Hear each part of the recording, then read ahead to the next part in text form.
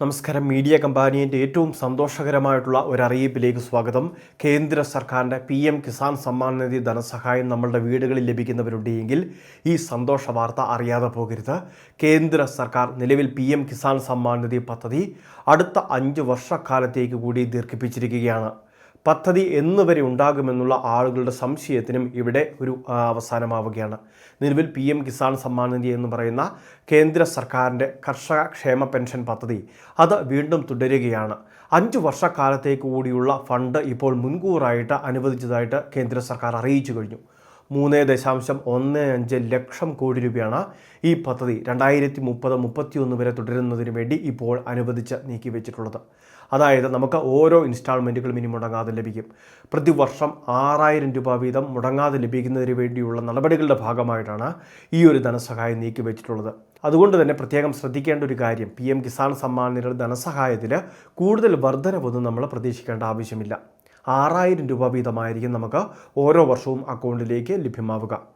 6000 രൂപ വീതം നമ്മളുടെ രാജ്യമെമ്പാടുമുള്ള 10 കോടിക്കടുത്ത് കർഷകരാണ് വാങ്ങിക്കൊണ്ടിരിക്കുന്നത്. അതുകൊണ്ട് തന്നെ ഭീമമായിട്ടുള്ളൊരു തുകയാണ് കേന്ദ്ര സർക്കാർ കണ്ടെത്തേണ്ടി വരുന്നത്. ലോകമെമ്പാടും എടുത്തു നോക്കിയാൽ ലോകത്തിലെ തന്നെ ഏറ്റവും വലിയ DBT ട്രാൻസാക്ഷൻ പദ്ധതിയാണ് PM കിസാൻ സമ്മാൻ നിധി എന്ന് പറയുന്ന കേന്ദ്ര സർക്കാരിൻ്റെ പദ്ധതി. ചെറുകിട നാമമാത്ര കർഷകർക്ക് വേണ്ടി ചെറിയ സ്ഥലമേ നമ്മളുടെ കൈവശമുള്ളൂ എങ്കിൽ പോലും അത് വെച്ച് നമുക്ക് വാങ്ങാൻ സാധിക്കുന്ന ഒരു കർഷക ധനസഹായ പദ്ധതിയാണിത്. ചെറിയ ഏതെങ്കിലും ഒരു കൃഷിയായിരുന്നാൽ മതി നമുക്ക് ഈ ധനസഹായം ലഭിച്ചേനെ. ഇതിലേക്കുള്ള അപേക്ഷകളെല്ലാം തന്നെ നിലവിൽ 2018 തന്നെ അല്ലെങ്കിൽ 2018-19 കാലയളവിലാണ് സ്വീകരിച്ചു തുടങ്ങിയത്.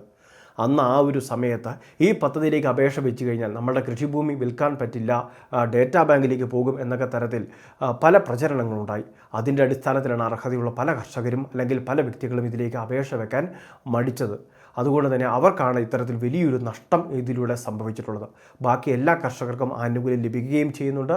അതോടൊപ്പം തന്നെ അവർക്ക് ആവശ്യമാണെങ്കിൽ അവരുടെ കൃഷിസ്ഥലം ഉൾപ്പെടെയുള്ള കാര്യങ്ങൾ, അവരുടെ സ്ഥലങ്ങൾ അത് വിൽക്കുന്നതിൽ യാതൊരു തടസ്സവും ഇല്ലതാനും. അപ്പോൾ ഇങ്ങനെയുള്ളൊരു ജനക്ഷേമ പദ്ധതിയാണിത്.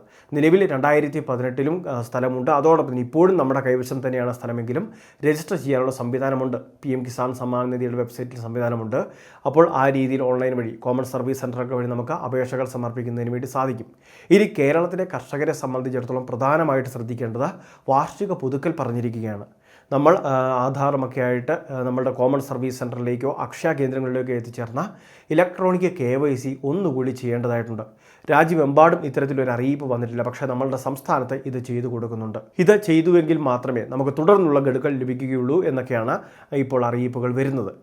കൃഷിഭവനുകളിൽ നിന്ന് പല മേഖലകളിൽ ഇത്തരത്തിൽ അറിയിപ്പ് വരികയും ചെയ്തിട്ടുണ്ട്. അതുകൊണ്ട് തന്നെ കർഷകരെല്ലാവരും തന്നെ അടുത്തുള്ള ഓൺലൈൻ സർവീസ് സെൻറ്ററിൽ എത്തിച്ചേർന്ന് ഇലക്ട്രോണിക് KYC പൂർത്തീകരിക്കുന്ന കാര്യം പ്രത്യേകം ശ്രദ്ധിക്കുക. ഈ KYC ചെയ്യുന്നതിന് വേണ്ടി മുൻപ് ജൂൺ മാസം 30 വരെയൊക്കെയാണ് സമയമെന്ന രീതിയിലൊക്കെയാണ് അറിയിപ്പ് വന്നിരുന്നത്. എന്നാൽ അത്തരത്തിലുള്ള വാർത്തകൾ അടിസ്ഥാനരഹിതമാണ്. ഈ KYC ചെയ്യാത്തവർക്ക് അതൊന്നുകൂടി ചെയ്ത് പുതുക്കിയെടുക്കുന്നതിന് അവസാന സമയപരിധി ഒന്നും നിശ്ചയിച്ചിട്ടില്ല. ഈ വർഷം തന്നെ അത് ചെയ്യണം. അടുത്ത ഗഡുവിന് മുൻപ് തന്നെ പൂർത്തിയാക്കുകയും വേണം. എങ്കിൽ മാത്രമേ നമുക്ക് തുടർന്നുള്ള ഗഡുക്കളും മുടങ്ങാതെ ലഭിക്കുകയുള്ളൂ. ഇതോടൊപ്പം തന്നെ നമ്മൾ മുൻപ് നിരവധി തവണ പറഞ്ഞ കർഷക ID വേണ്ടി അപേക്ഷ വെച്ച കർഷകരെ ഇടയ്ക്ക് സ്റ്റാറ്റസൊക്കെ ഒന്ന് പരിശോധിക്കുക. കർഷക ID ലഭിച്ചിട്ടുണ്ടെങ്കിൽ മറ്റ് തടസ്സങ്ങളില്ല, തുടർന്ന് എല്ലാ ആനുകൂല്യങ്ങളും നമുക്ക് ലഭിക്കുന്നതുമായിരിക്കും. അപ്പോൾ ഈ പ്രധാനപ്പെട്ട ഇൻഫർമേഷൻ തീർച്ചയായിട്ടും എല്ലാവരും ഒന്ന് ശ്രദ്ധിക്കുക. ഫാർമേഴ്സ് ID അതോടൊപ്പം തന്നെ ഈ ഒരു ഇലക്ട്രോണിക് KYC അത് നമ്മളുടെ ഭാഗത്തു നിന്ന് ചെയ്യേണ്ടതാണ്. ചെയ്യാത്തവർ പൂർത്തിയാക്കുകയും വേണം.